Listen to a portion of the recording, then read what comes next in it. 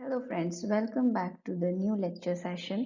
आज हम डिस्कस करने वाले हैं डाइवर्सिटी इन लिविंग वर्ल्ड। तो आज से हमारा जो लेक्चर सेशन है वो एक सीक्वेंस में शुरू हो रहा है and this follows NCERT okay of 11th standard. तो हम उस तरह से पूरा सिलेबस फॉलो करने वाले हैं। जो इन्फॉर्मेशन यहाँ दी हुई है, जो सारे एरियाज या जो कोर्सेस या क्लासेस ये कवर करती है वो आप देख सकते हैं और उस हिसाब से आप अपने फ्रेंड्स को शेयर कर सकते हैं। तो चलिए बिना किसी देरी के स्टार्ट करते हैं। तो फर्स्ट टॉपिक जो हम डिस्कस करने वाले हैं वो है व्हाट इज लिविंग। तो लिविंग जो ऑर्गेनिज्म लिविंग है, ऑर्गेनिजम्स लिविंग ऑर्गेनिजम्स के जो कैरेक्टर्स हैं वो हम देखने वाले हैं। तो first character will be growth, reproduction, metabolism, organization, the cellular organization we can say and consciousness। तो वो हमें नेक्स्ट स्लाइड में हम पढ़ेंगे। ग्रोथ का मीनिंग हमें समझ आता है कि जो ऑर्गेनिज्म अपने बर्थ के बाद जो डेथ तक जितने फेजेस रहती हैं उसके हम उसे ग्रोथ में कंसिडर करते हैं।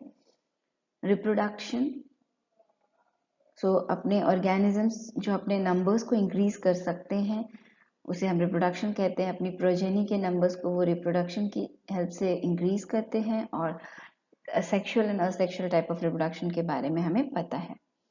मेटाबॉलिज्म में जनरली केमिकल रिएक्शंस होती हैं जो बॉडी के अंदर, जैसे कि उसे हम ब्रॉडली कैटेगराइज करते हैं एनाबॉलिज्म और कैटाबॉलिज्म में। एनाबॉलिज्म में का मतलब है मॉलिक्यूल्स, जो कॉम्प्लेक्स मॉलिक्यूल्स हैं उनका ब्रेकडाउन होगा और वो सिंपल मॉलिक्यूल्स बनेंगे। कैटाबॉलिज्म में जस्ट ऑपोजिट होगा, यानी कि जो सिंपल मॉलिक्यूल्स हैं वो कॉम्प्लेक्स मॉलिक्यूल्स बनेंगे। ओके, सो इस तरह एनाबॉलिज्म एंड कैटाबॉलिज्म एक मेटाबॉलिज्म बनाता है और किसी भी सेल के अंदर, बॉडी के अंदर ये कंटिन्यूअस चल रहा होता है। नेक्स्ट स्लाइड में हम देखने वाले हैं ऑर्गेनाइजेशन। तो सेल की जो ऑर्गेनाइजेशन होती है वो हम प्रोकैरियोटिक सेल की बात करें, यूकैरियोटिक की बात करें, एनिमल सेल, प्लांट सेल की हम अगर बात करें तो हर एक सेल की अपनी एक अलग स्ट्रक्चरल ऑर्गेनाइजेशन होती है। कॉन्शियसनेस के बारे में अगर हम जानना चाहें तो ये सेंसिटिविटी के बारे में है, हमारी जो रिस्पॉन्सेस हैं एक्सटर्नल एनवायरनमेंट के अगेंस्ट उसके बारे में है। सो लाइट के अगेंस्ट हमारा रिस्पॉन्स या प्लांट्स का, water, temperature, okay and the other organisms और पोल्यूटेंट्स के अगेंस्ट जो हमारा रिस्पॉन्स होता है उसके बारे में अगर हम देखें तो ये उसके बारे में बात करते हैं कॉन्शियसनेस। ओके, तो टेम्परेचर बाहर बहुत ज़्यादा है, आपको गर्मी लग रही है, बहुत कम है, आपको ठंड लग रही है, तो ये आपका रिस्पॉन्सिवनेस है बाहर के एनवायरनमेंट को लेकर। नेक्स्ट देखते हैं हम आगे। तो बेसिकली ये सारे ऑर्गेनिजम्स की डाइवर्सिटी स्टडी करने के लिए हमें उनका नामकरण करना होता है ना। किसी भी चीज़ को हम बिना नाम के नहीं समझ सकते। तो डाइवर्सिटी स्टडी करनी है मतलब नोमेनक्लेचर स्टडी करनी पड़ेगी। नोमेनक्लेचर का मतलब है किसी भी ऑर्गेनिज्म को नेमिंग देना। सो जो नाम देते हैं जनरली कोई रीजन है, गांव है, विलेज, किसी भी गांव में रीजनल बेसिस पे नाम दिया जाता है। एक पर्टिकुलर वेजिटेबल आप देख लीजिए और उसका आप रीजन वाइज पूरे इंडिया में कहाँ पे किस किस नाम से उस वेजिटेबल के बारे में बात की जाती है। तो ये हो गए vernacular names. So vernacular names are basically the local names, the common name that are used in small regions, villages और टाउन्स। ओके, तो the process of assigning a standard name or scientific name to an organism is nomenclature। तो scientific name जब हम assign करते हैं किसी organism को तब हम उसे कहते हैं nomenclature। Basically nomenclature के जो rules हैं या nomenclature जो देखता है वो international code for botanical nomenclature plants के लिए है, जो कि हाल ही में चेंज हुआ है और चेंज होकर बना है international code for nomenclature for algae, fungi and plants. Melbourne में जो इंटरनेशनल बोटेनिकल कांग्रेस का कंफर्म हम कह सकते हैं मीटिंग थी, वहाँ इस नाम को बदला गया है। आपके एमसीक्यूज में दोनों ऑप्शंस आपको ढूंढने हैं, जो ऑप्शन दिया हुआ होगा वो करेक्ट ऑप्शन होगा आंसर में। फुल फॉर्म ICBN का full form. Then ICZN International Code of Zoological Nomenclature है. So zoological nomenclature means obviously animals के name nomenclature के बारे में आएगा. Scientific names के दो components होते हैं, generic name and specific epithet. तो कोई भी साइंटिफिक नेम हम जब लिखने वाले होते हैं तो सारे साइंटिफिक नेम के दो कंपोनेंट्स होते हैं, एक जीनस और एक स्पेशीज. जैसे कि यहाँ मैंजीफेरा इंडिका में हम एग्जांपल देख सकते हैं. मैंजीफेरा इंडिका काफी कॉमन है, हम सब जानते हैं. मैंगो को हम मैंजीफेरा इंडिका कहते हैं. This system of providing with two components is binomial nomenclature. तो दो कंपोनेंट्स में जो हम नेम प्रोवाइड करते हैं, नेमिंग करते हैं, उसे हम बायनोमियल नोमेनक्लेचर कहते हैं. बायनोमियल नोमेनक्लेचर का आइडिया जो दिया गया था वो दिया था कार्ल लिनेयस ने. ओके, तो चलिए नेक्स्ट स्लाइड की तरफ बढ़ते हैं और हम नेक्स्ट स्लाइड में देखेंगे नोमेनक्लेचर जो नेमिंग देने के रूल्स कैसे होते हैं. तो यहाँ आपको एक स्पेसिफिक रूल फॉलो करनी होती है नेमिंग के लिए, और वो रूल पूरे वर्ल्ड यूनिवर्स में फॉलो की जाती है. सेम रूल, ओके, यूनिवर्सल होते हैं वो नेम्स और वो रूल्स. तो हर एक कंट्री का डिफरेंट नहीं हो सकता. ओके, सबके वो बोटानिकल नेम्स या जोलॉजिकल नेम्स सेम होते हैं. चलिए, तो यहाँ हम देखने वाले हैं rules for writing scientific names. तो पहली बात है, साइंटिफिक नेम या बायोलॉजिकल नेम्स जो होते हैं वो लैटिनाइज्ड होने चाहिए, यानी कि लैटिन में होते हैं. द फर्स्ट वर्ड जो साइंटिफिक नेम में अभी हम थोड़ी देर पहले डिस्कस करते, जो जेनेरिक नेम होता है वो, और जो सेकेंड वर्ड होता है वो स्पेसिफिक एपिथेट होता है. पहला जेनेरिक नेम का जो पहला अल्फाबेट है, लेटर, वो कैपिटल होता है. स्पेसिफिक एपिथेट में पहला लेटर स्मॉल होता है, like you can see in Mangifera indica. The first word representing the generic name starts with a capital letter and the specific name starts with a small letter. Both the words in a scientific name when handwritten are separately underlined or printed in italics. तो जब भी आप Mangifera indica को अपनी notebook में answer sheet में लिखना चाहेंगे तो वो आपको इस तरह से लिखना है, Mangifera M capital indica I small and underline करना है सेपरेटली. डबल अंडरलाइन नहीं करना है, ओनली सिंगल अंडरलाइन, और दो लाइंस के बीच में गैप चाहिए. Okay, so this is the rule, you have to write like this. और आपको मैं बता दूं कि हायर क्लासेस में जाने के बाद इसके मार्क्स होते हैं. अगर आपने नेमिंग गलत लिखी है तो मार्क्स कट जाते हैं. तो ये बहुत इंपॉर्टेंट है ना. Rules are important. Okay, then at the end of the biological name, that is after the specific epithet, name of an author is written, like you can see here in Mangifera indica Linn. So Linnaeus जो है Mangifera indica को उन्होंने describe किया था पहली बार, तो उनका वो ऑथर हुए, उनका नाम एंड में आता है, Mangifera indica Linn. So abbreviate किया गया है क्योंकि वो ऑथर है, तो ऑथर को एब्रीविएशंस में नेम के एंड में रखा जाएगा. ओके, तो आई होप ये सारी चीजें आपको क्लियर हो गई हैं. काफी इजी है और ये इसमें से क्वेश्चंस बनते भी हैं. ओके, इसमें से क्वेश्चंस हायर स्टैंडर्ड्स के एग्जाम्स में भी आते हैं इसमें से क्वेश्चंस, तो इसे आप अंडरएस्टिमेट मत करिएगा प्लीज. चलिए नेक्स्ट स्लाइड की तरफ बढ़ते हैं. यहाँ टैक्सोनॉमिक कैटेगरीज के बारे में दिया गया है. सो टैक्सोनॉमिक कैटेगरीज में हम देख सकते हैं किस तरह से एक ऑर्गेनिज्म अरेंजमेंट हम एक ऑर्गेनिज्म की करेंगे. ठीक है, तो वो किस किस हम कह सकते हैं रैंक्स में बिलोंग करता है. रैंक्स हम कह सकते हैं उसे. तो सबसे पहला रैंक जो आता है वो है kingdom, then phylum, class, order, family, genus and species. Okay, इसमें से जो किंगडम है वो सारे फाइलम्स को इंक्लूड करता है. अगर हम एनिमल्स की बात कर रहे हैं तो फाइलम्स, अगर हम प्लांट्स की बात कर रहे हैं तो हम डिवीजन वर्ड यूज करते हैं फाइलम की जगह पे. ओके, सो किंगडम जो है वो सारे फाइलम्स को एक साथ लेता है, यानी कि सारे फाइलम्स किंगडम के अंडर आते हैं. सारे क्लासेस फाइलम के अंडर आते हैं। आई होप आपको समझ में आ रहा है। ऑर्डर्स क्लासेस के अंडर आते हैं। फैमिली ऑर्डर्स के अंडर आती हैं। ओके, जीनस, सारे जीनस जो है वो फैमिली के अंडर आते हैं। और स्पेशीज, जीनस एंड स्पेशीज जो है वो बाइनोमियल नोमेनक्लेचर के अंडर हमने देखा है। ओके, सो आई होप ये आपको क्लियर है।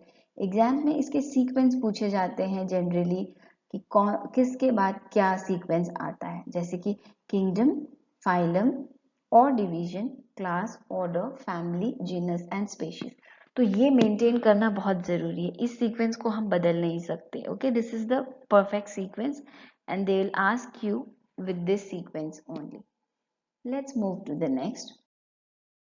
सो यहाँ पे आपको कुछ एग्जांपल्स दी गई हैं, 2 एनिमल्स से और 2 प्लांट से, अंडरस्टैंडिंग के लिए कि किस तरह से लिखा जाता है टैक्सोनॉमिक कैटेगरीज, हम किस तरह से रिप्रेजेंट करते हैं ये बताया गया है। तो man, house fly, mango, wheat, homo sapiens, musa domestica, mangifera indica, triticum aestivum.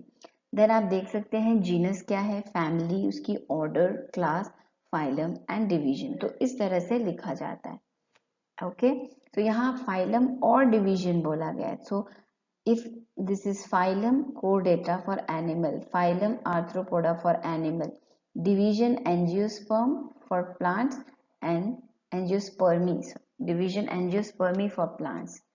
Okay, so I hope this is clear. Division will be used for plants and phylum is always used for animals. So I hope आपको ये clear है किस तरह से लिखा जाता है taxonomic categories. तो अब चलिए मूव करते हैं नेक्स्ट स्लाइड की ओर। यहाँ हम बातें करने वाले हैं टैक्सोनॉमिक एड्स के बारे में। टैक्सोनॉमिक एड्स मतलब ऐसी चीजें जिससे हम प्लांट्स या एनिमल्स के बारे में इंफॉर्मेशन या जानकारी निकाल सकते हैं। तो ऐसी चीजें जो ऑलरेडी अवेलेबल होंगी, स्टोर्ड होंगी, ठीक है, डेटा है बेसिकली, जिससे हम पता कर सकते हैं उनके फीचर्स के बारे में, उनके हैबिट्स के, हैबिटेट्स के बारे में, उनके स्ट्रक्चरल फीचर्स के बारे में। तो टैक्सोनॉमिक एड्स में बेसिकली प्लांट्स के केस में सबसे पहले आता है हर्बेरियम। ओके, हर्बेरियम एक स्टोर हाउस है ड्राइड प्लांट स्पेसिमेन का। ठीक है, तो सपोज करिए आप कहीं घूमने के लिए चले गए ट्रिप्स में, फॉरेस्ट में जा रहे हैं आप, या फिर आप कोई हिली एरियाज में ट्रैकिंग के लिए जा रहे हैं, वहां से कोई प्लांट्स कलेक्ट करके लेकर आते हैं, उसे न्यूज़पेपर में फोल्ड करके रखा जाता है, देन उसे किसी हैवी चीज़ों से प्रेस किया जाता है। मान लीजिए कोई मोटे हैवी बुक्स हैं, उससे प्रेस किया जाता है। प्रेस करते समय ध्यान रखा जाता है कि प्लांट के जो सारे पार्ट्स हैं, तो प्लांट मीन्स बड़ा ट्री नहीं, छोटे हर्ब प्लांट्स ही हर्बेरियम उनके हम बना सकते हैं। बड़े प्लांट्स में हम ट्विग ला सकते हैं। ट्विग मतलब होता है प्लांट का जो ट्रीज के जो एंड वाले पोर्शन में कुछ लीव्स या फ्लावर्स आते हैं, उसे हम ट्विग कहते हैं। तो काफी छोटा सा। ओके, तो जो आप स्पेसिमेन कलेक्ट कर रहे हैं प्लांट को, उसे आप प्रेस करते हैं न्यूज़पेपर की मदद से, कुछ दिनों में वो ड्राई हो जाता है और एक शीट में आप उसे स्टिच करते हैं या ग्लू से चिपका देते हैं। ओके, उस शीट को हर्बेरियम शीट कहा जाता है और उसमें इंफॉर्मेशन हम डालते हैं, लेबल करते हैं इंफॉर्मेशन, डेट, जिस दिन आपने कलेक्ट किया, किस जगह से कलेक्ट किया, place, English, local and botanical names of that specimen, that plant, family, कौन सी फैमिली से बिलोंग करता है, कौन से क्लास से बिलोंग करता है, phylum, division, kingdom, okay, then collectors name, तो जिसने कलेक्ट किया उसका नाम। All the herbarium sheets are then arranged according to the universally accepted system of classification. तो हर्बेरियम्स को जो स्टोर हाउसेस जहाँ रखे जाते हैं, बॉटनिकल गार्डन्स में हर्बेरियम मिलेंगे आपको, कॉलेजेस में मिलेंगे, प्रैक्टिकल लैब्स में हर्बेरियम रखे हुए होते हैं। तो उन्हें एक अल्फाबेटिकल ऑर्डर, फैमिलीज, मतलब हम कह सकते हैं एक एक्सेप्टेड क्लासिफिकेशन सिस्टम के हिसाब से ही अरेंज किया जाता है। ओके, ताकि क्योंकि जब कोई ढूंढने के लिए जाएगा तो वो उसी सिस्टम के हिसाब से ढूंढेगा, क्लासिफिकेशन टेक्निक के हिसाब से, और वो उसे मिल जाए आसानी से। नेक्स्ट जो है वो दैट इज बोटानिकल गार्डन्स। तो यहाँ पे आप लाइव स्पेसिमेन मिलेंगे आपको बोटानिकल गार्डन में। हर्बेरियम में हमें डेड और ड्राइड स्पेसिमेन मिल रहे थे। तो botanical garden is a garden जहाँ पे हम डायरेक्टली प्लांट्स को देख सकते हैं। ऐसे प्लांट्स जो वल्नरेबल थे, एंडेंजर्ड थे, उन्हें लाकर हमने बचाया है, कंजर्व किया है, ओके, जो नेचर में अभी अवेलेबल नहीं है। चलिए आगे देखते हैं।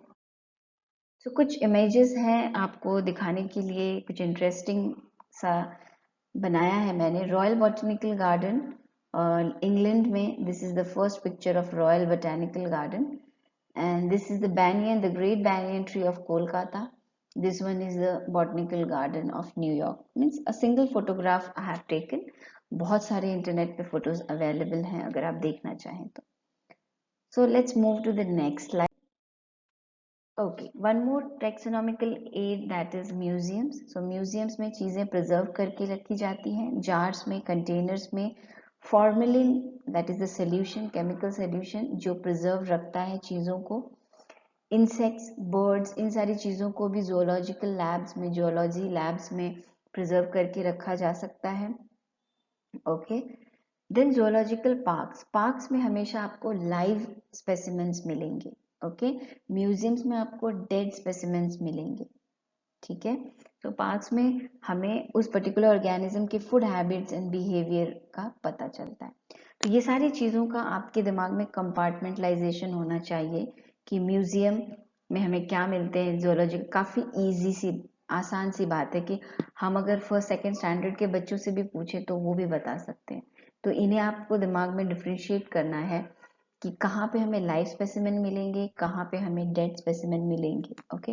हर्बेरियम क्या होता है और क्या कंटेन करता है, शीट, हर्बेरियम शीट में क्या क्या नेसेसिटीज होती हैं जो एंटर करनी पड़ती है, ये सारी बातें आपको पता होनी चाहिए। चलिए बढ़ते हैं नेक्स्ट स्लाइड की तरफ। बहुत ही इंपॉर्टेंट टर्मिनोलॉजी है की। सो की भी टेक्सोनॉमिकल एड में आता है। बेसिकली की प्लांट्स एंड एनिमल्स के आइडेंटिफिकेशन के लिए यूज होता है और ये डिसिमिलैरिटीज पे ध्यान देता है। दो प्लांट्स आपको आप लेकर आते हो तो उनमें दोनों में डिफरेंसेस क्या है, इस बेसिस पे हम एक पर्टिकुलर प्लांट के बारे में या दोनों के बारे में हमें जानकारी मिलती है।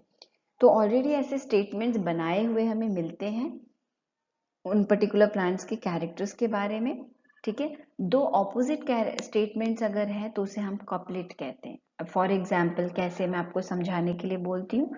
पिक्चर में जो आपको होल्ड किया हुआ जो लीफ दिख रहा है ग्रीन कलर का, जो दोनों की उंगलियों से होल्ड किया हुआ है, that is short leaf, heart shaped leaf rosette in arrangement, circular arrangement leaf है।